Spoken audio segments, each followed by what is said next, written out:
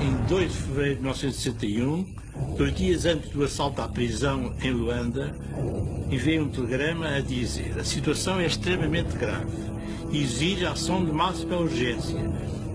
E como preveni, tudo indica que os acontecimentos se irão precipitar nesta e noutras regiões. No seio da Igreja surgiam, entretanto, e já nos anos 50, vozes dissonantes do catecismo oficial. Umas apenas críticas, outras de oposição. E por parte de figuras tão diferentes entre si como o Bispo da Beira, Dom Sebastião Soares de Rezende, cujo sentido de justiça para com os africanos o tornava suspeito perante as autoridades. Ou o Vigário-Geral da Arquidiocese de Luanda, Manuel das Neves, independentista angolano. Fez tudo por esta nação. Porque ele dizia: a independência não é para nós, não é para mim. Não é para mim. Nós já estamos independentes. A independência é para essa plebe. É por eles que a gente luta, é por essa plebe.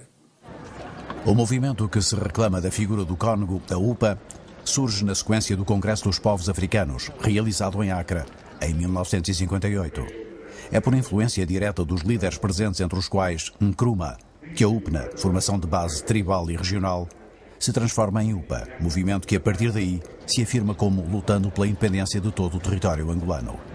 Quando eu cheguei, expliquei a situação. Eles disse: então, nessas condições, a luta aqui, nós queremos saber o que se passa em Angola. Não vamos agora para falar de uma parte, uma coisa regional, nós que enfrentamos na Angola. E assim que o nome da UPNA transformou-se em União das Populações de Angola. A agitação em Angola tinha como fonte inspiradora a agitação revolucionária no Congo, em breve independente. Os tumultos já tinham começado e em janeiro deste ano de 1959 obrigam muitos angolanos a regressar a Angola, onde engrossam as fileiras nacionalistas. Já instalada no território, a PIDE prende mais de 50 angolanos e portugueses de diversos quadrantes, num processo que obriga a direção do MPLA a fixar-se em Conakry e que chega à imprensa internacional. Acusados de atentar contra a segurança do Estado, os presos são figuras destacadas da vida angolana, política, intelectual, cultural e artística. O caso de alguns elementos do grupo musical Angola Ritmos. Do Angola Ritmos, que muitas vezes atuava no meu bairro, e eu várias vezes ia lá assistir às sessões de treino, de repetição desse conjunto musical. Íamos trocando algumas informações sobre o que se passava, o que os alunos pensavam, que tínhamos que lutar pela independência.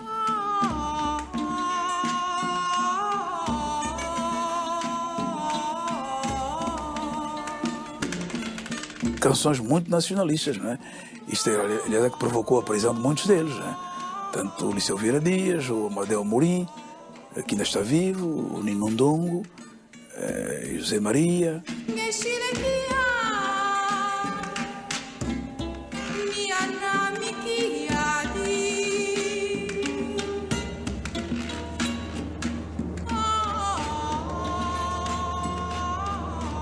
A população de Luanda, brancos e pretos, vivia então sob um ambiente de incerteza. O panfleto espalhava-se pelos moceques e pelo asfalto, pronunciando uma revolta iminente que a polícia procurava travar com vagas de prisões. Deixo Angola em perfeita paz e plena de confiança, decidida a enfrentar quaisquer ações que do exterior lhe possam dirigir. O cônego chamou-me lá à igreja da Sé e eu fui. E disse-me que a cidade estava cheia de jornalistas estrangeiros, de grandes jornais liberais e que, portanto, era a altura de se fazer barulho. A rapaziada já me vieram, a rapaziada já veio aqui à igreja 3 vezes a pedir-me uma decisão, uma autorização para fazer qualquer coisa. E eu não quis tomar uma atitude sem conversar consigo. O que é que você diz nesta ocasião, sabendo que a cidade está cheia de jornalistas? Eu pensei rápido e lembrei-me de certas coisas já passadas e disse: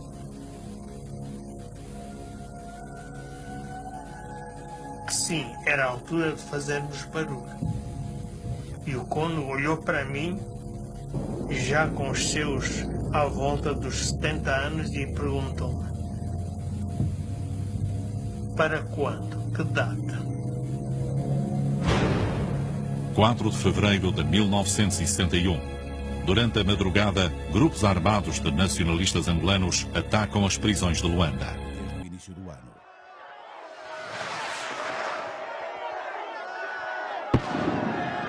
Viva Angola! Viva Angola!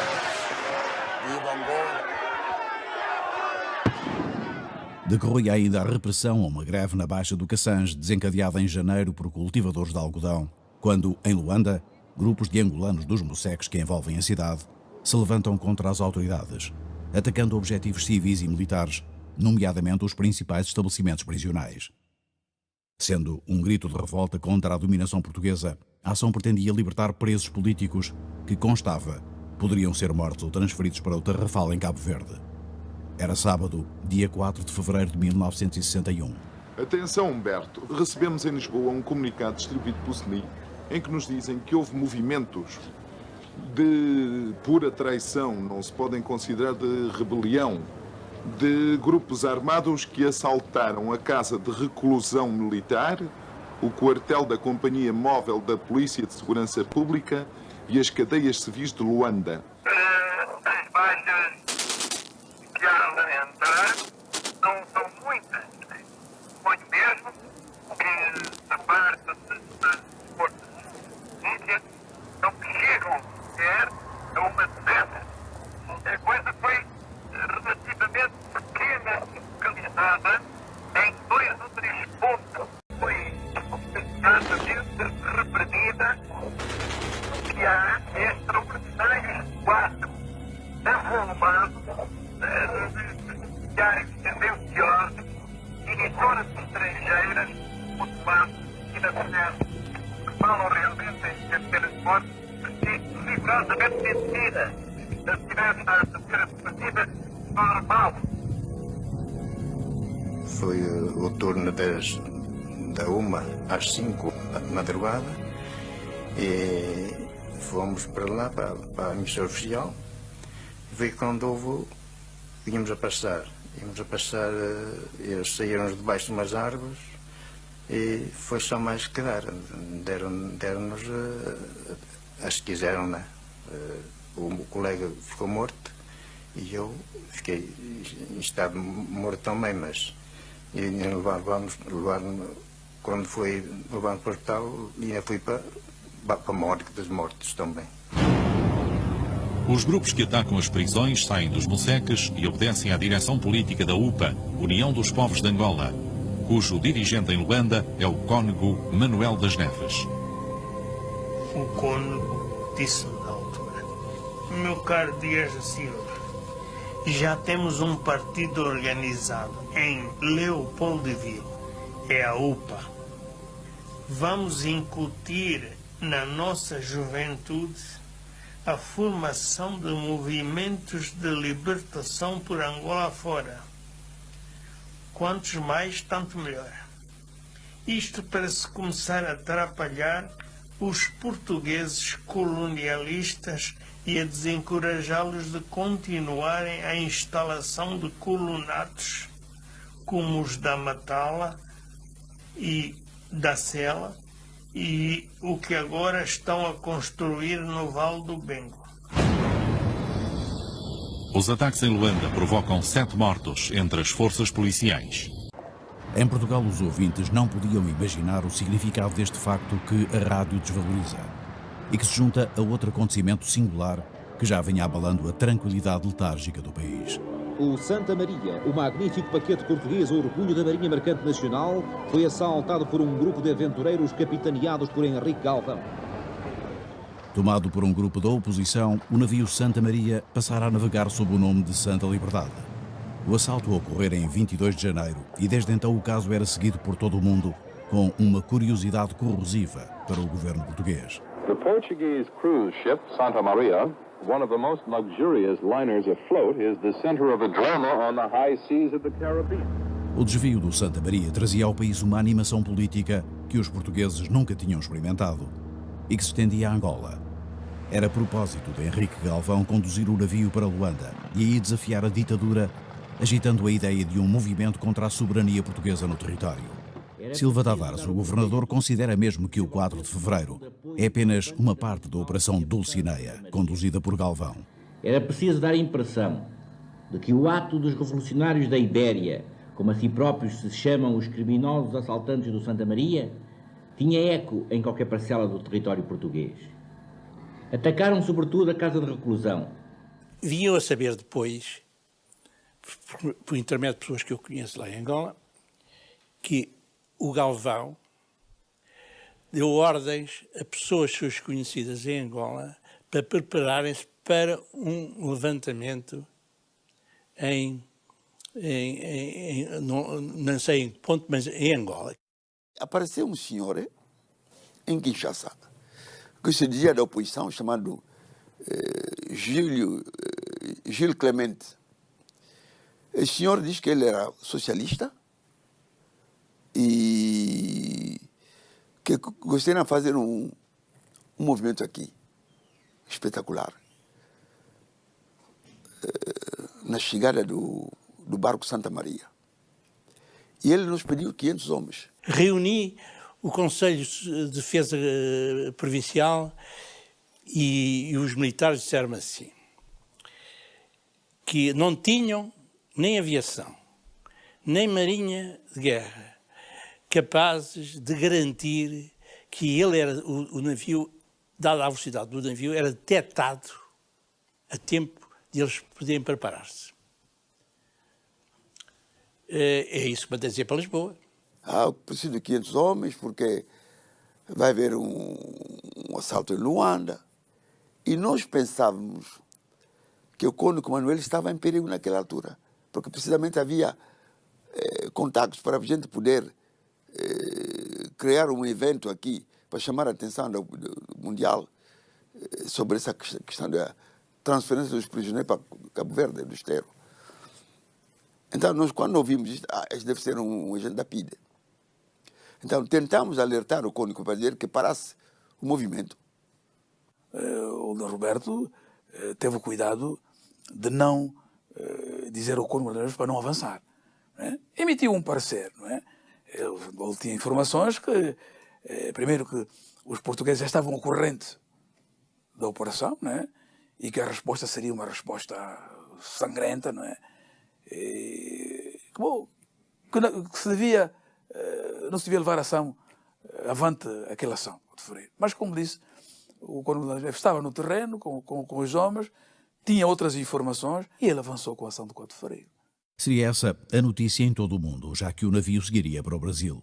Os muitos jornalistas que o esperavam em Luanda puderam assim anunciar uma ação histórica, ainda hoje disputada pelo MPLA, que então a reivindicou, e pela UPA, que se reclama de ligações ao cônego Manuel das Neves, mentor da operação.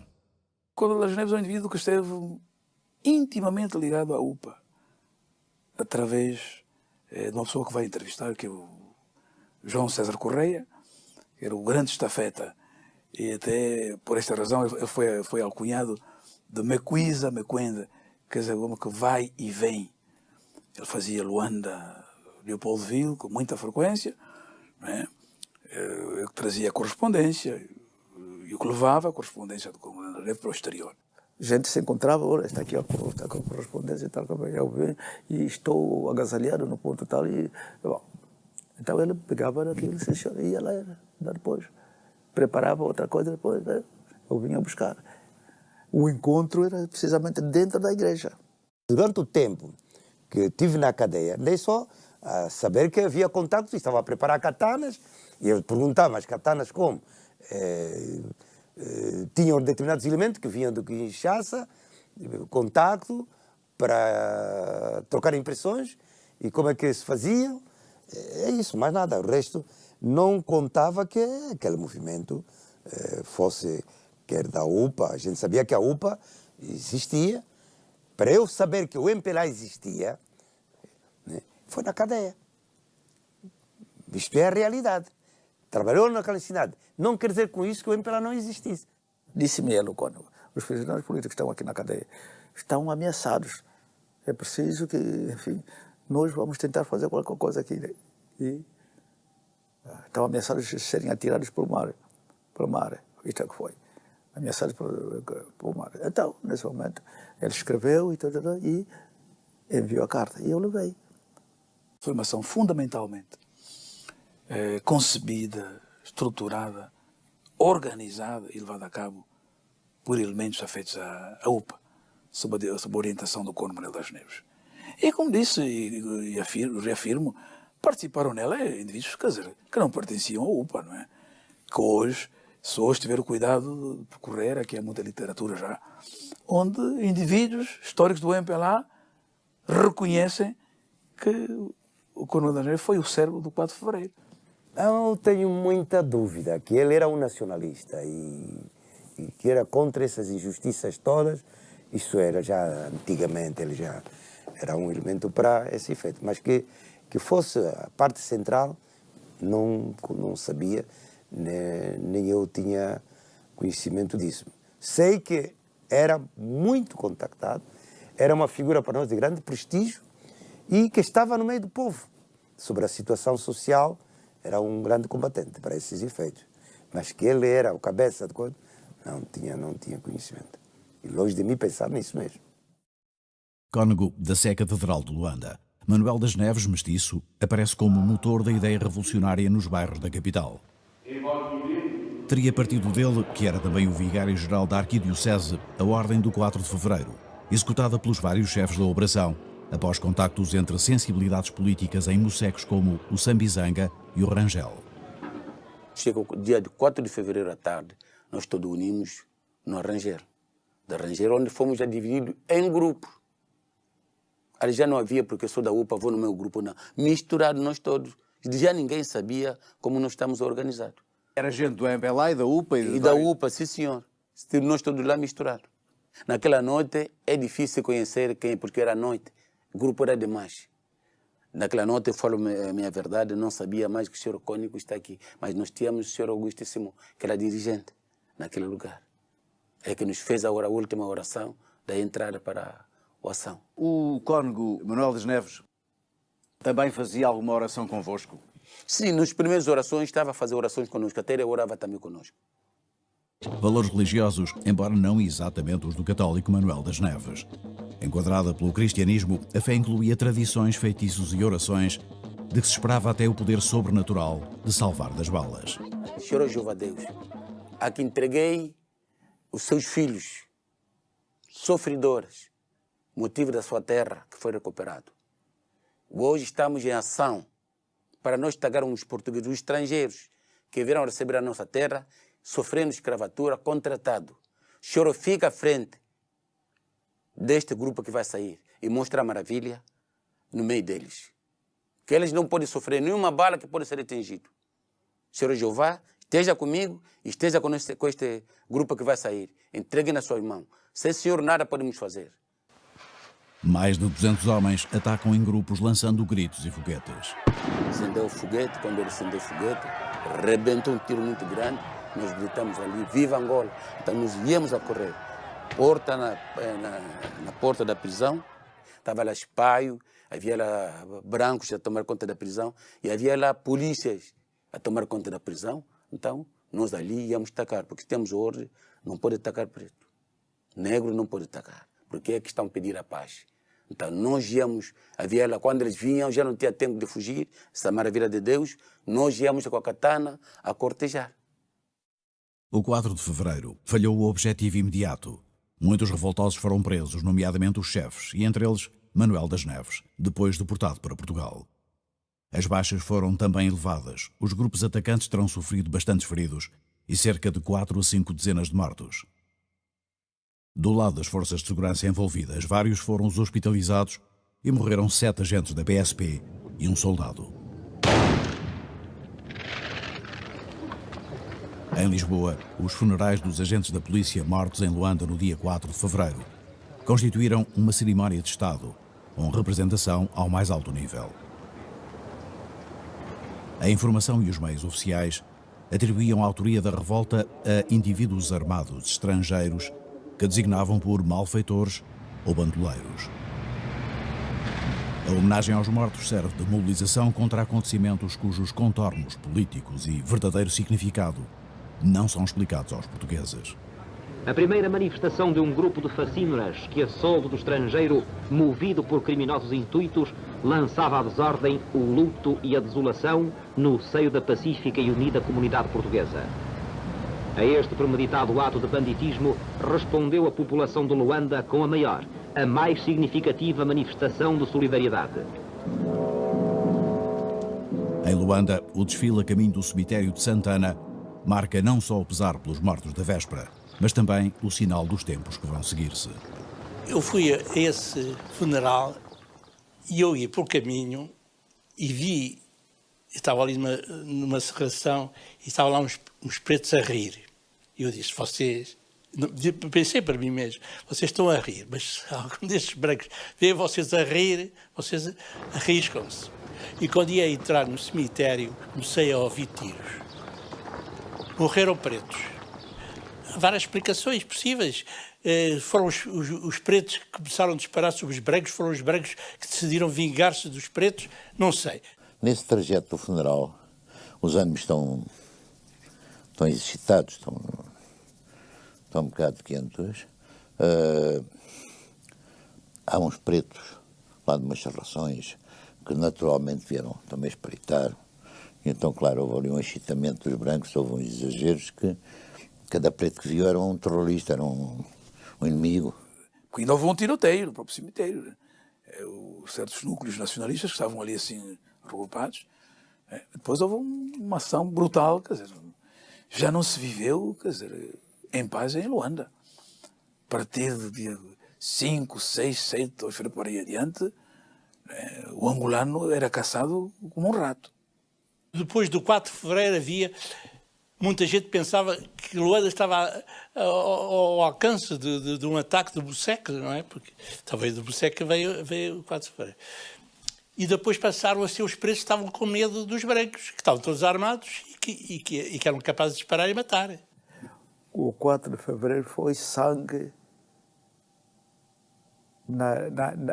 sobre o tapete. Era mortandade por todo lado.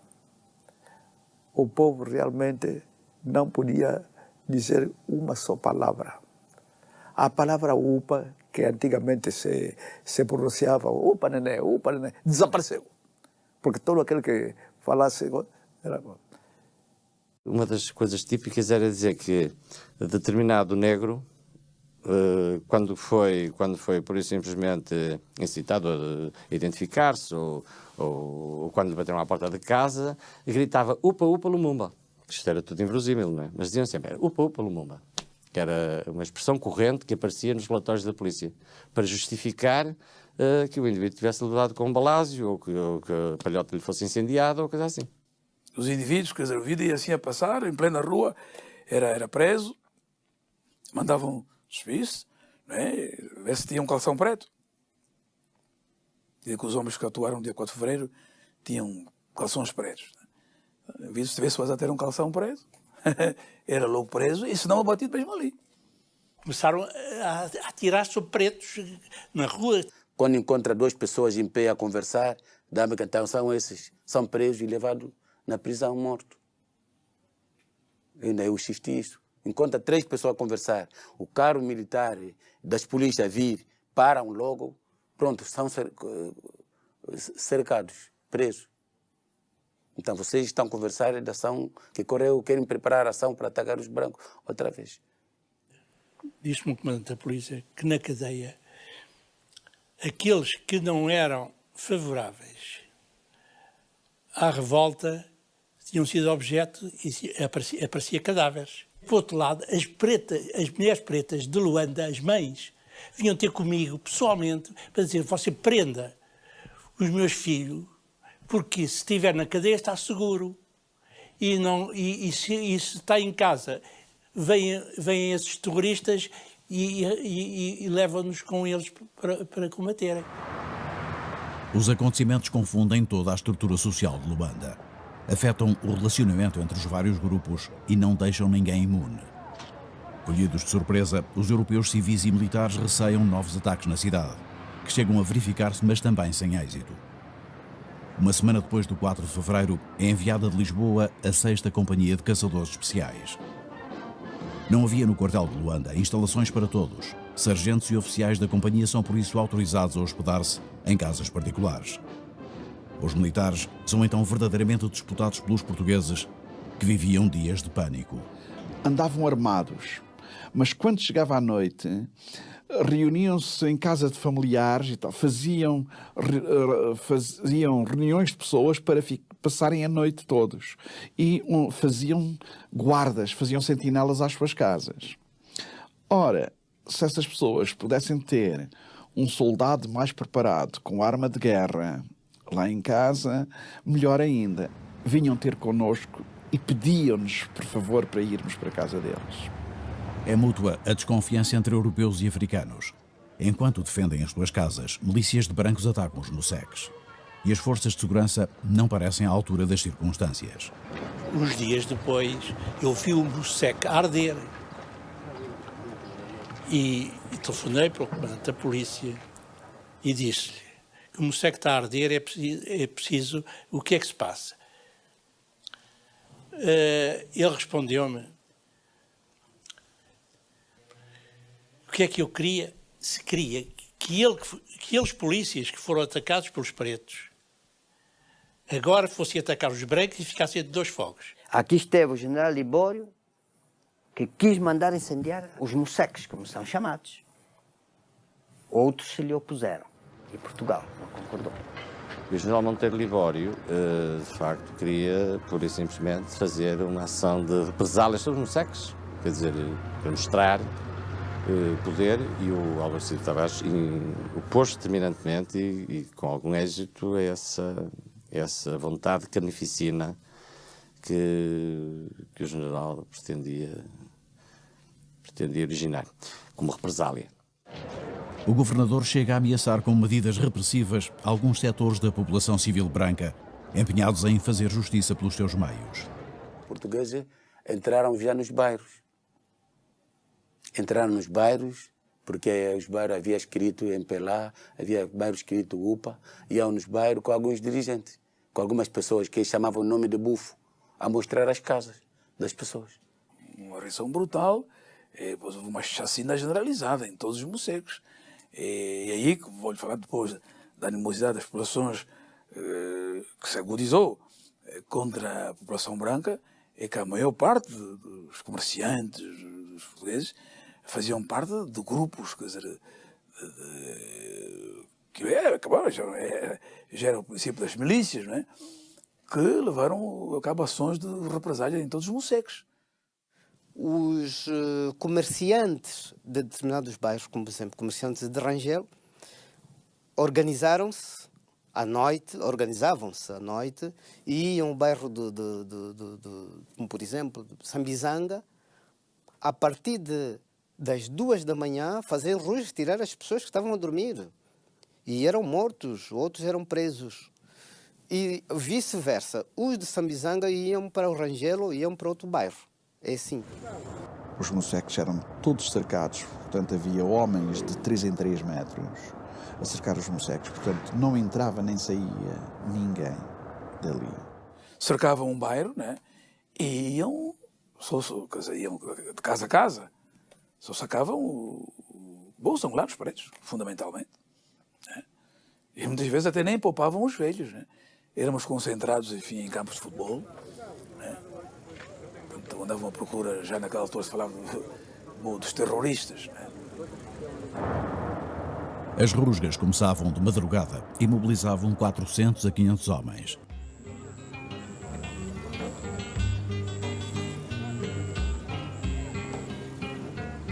Eu tenho ideia, sobretudo, da concentração de massas de pessoas, na verdade, para serem controlados, mas de um género incrível. Aquilo parecia, sei lá, o negócio dos escravos, na verdade. escolhia-se as pessoas, mandava-se-lhes abrir a boca, tiravam as calças, punham os indivíduos nus, não é verdade? Eu via esse tipo de coisas a passar. Nós éramos, enfim, miúdos, né? Miúdos, como quem diz, né? E assistíamos a tudo isso. Nós ficávamos atrás, para, no caso de haver qualquer problema. Nós tínhamos armamento, se houvesse realmente qualquer ataque, se houvesse indivíduos organizados, nunca houve. Mas havia muitos detidos, havia caminhonetes e caminhonetes detidos naquela altura. Muitos que foram presos, tirados das cadeias ou levados às suas casas à noite e enterrados aí assim fora de Luanda, uns 20 e tal quilómetros, cavavam buracos, eram atirados aí assim, depois passava o trator por cima deles, enterraram. Havia essas valas comuns, nos anos 61. Meu pai foi preso dia 3 de março de 61 e foi tirado uma noite viva. Dizem que foi tirado no mar. Ele mais os outros. Luanda, a terceira cidade portuguesa. São Paulo da Assunção de Luanda. Ressalta como primeira e significativa nota de afeição o cunho retintamente europeu da cidade. De uma cidade que cresce, se embeleza e se renova de uma maneira prodigiosa. A caminho dos 300 mil habitantes, cerca de 1/3 dos quais europeus, trânsito intenso, grandes edifícios de cidade desenvolvida, bastante mais do que muitas capitais africanas, Luanda era afinal uma realidade social bem mais complexa do que aquela que o retrato oficial mostrava. Toda esta juventude bem cedo tem a consciência de que os portugueses que vivem aqui, iguais em direitos e consideração, sem exceção de cores, são simplesmente portugueses. E esse é bem um título de orgulho, não só para os angolanos, como para os transmontanos, algarvios, timorenses ou goeses.